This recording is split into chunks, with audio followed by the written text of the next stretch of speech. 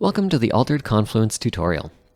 Altered Confluence is a fan-made solo mode for Equinox's TCG Altered, in which you face off against the Confluence, an automata that stands in your way as you attempt to reunite hero and companion before either is enveloped by darkness.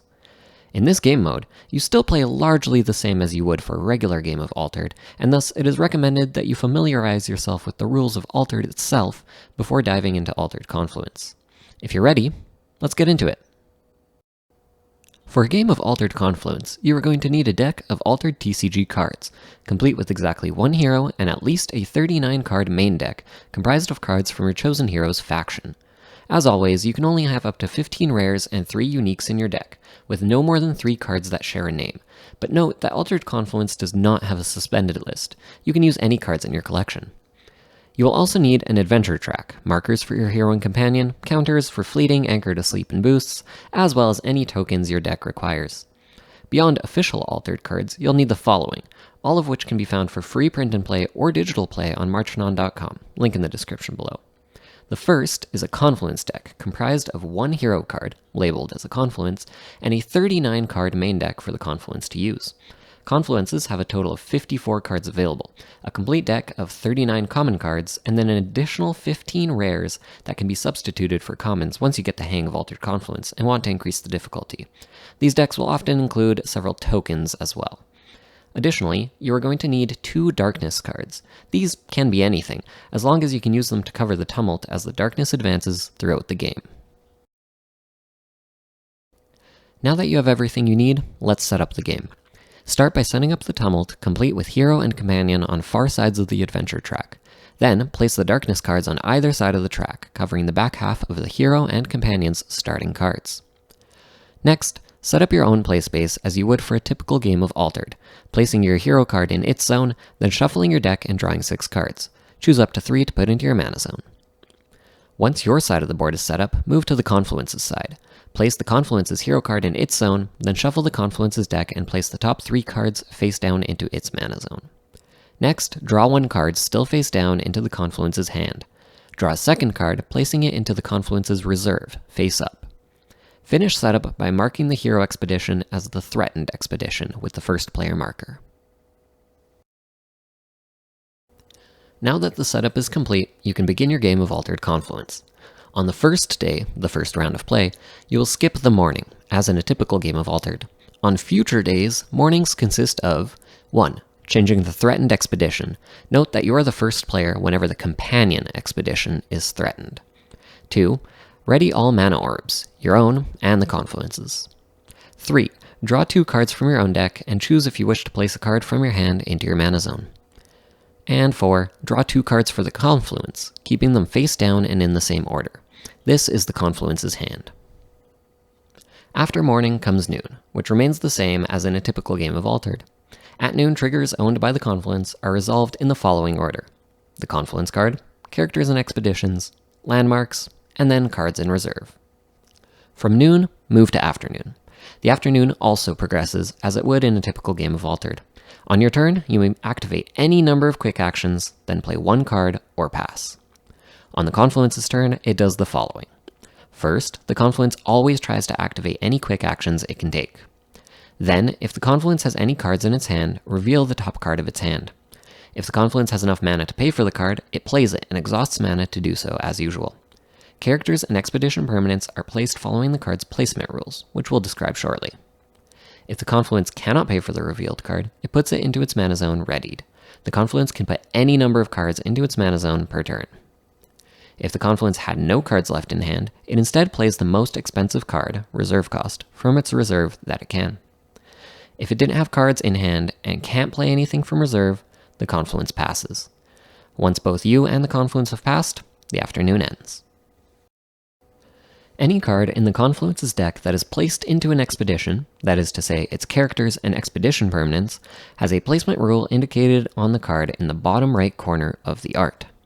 These are: place me facing the threatened expedition, that is the expedition that is marked with the first player token. Place me facing the hero or companion expedition respectively. Place me facing an expedition in a forest, mountain, or ocean terrain respectively. Place me facing a progressing expedition. A progressing expedition is an expedition that would progress if Dusk were to begin immediately. If there is ever ambiguity as to where to place a character, for example, both expeditions are progressing, place the character or expedition permanent facing the threatened expedition. Let's return to the day. Next up is Dusk. At Dusk, as in a typical game of Altered, you check to see if either expedition progresses. However, in Altered Confluence, this looks a little different. Let's talk about overcoming. Unlike in regular Altered play, it is not enough to beat the Confluence in just one terrain type for one of your expeditions to progress. If you want to progress, you must overcome all characters and expedition permanents that you are up against, as well as the tumult terrain itself. To check this, start by separately summing up the forest, mountain, and ocean statistics of each character you played in one of your expeditions.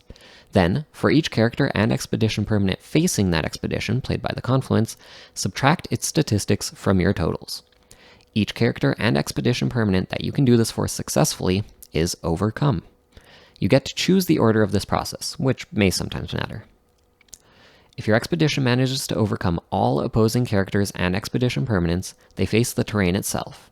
For each terrain type presented in the tumult region where your expedition is located, subtract one more from your attribute totals. If you can do this successfully, your expedition advances. Repeat this process for the other expedition.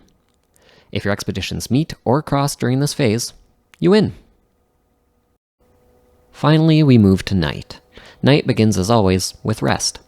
Make sure you send all of your characters in your expeditions to reserve, taking into account fleeting, anchored, and eternal as usual.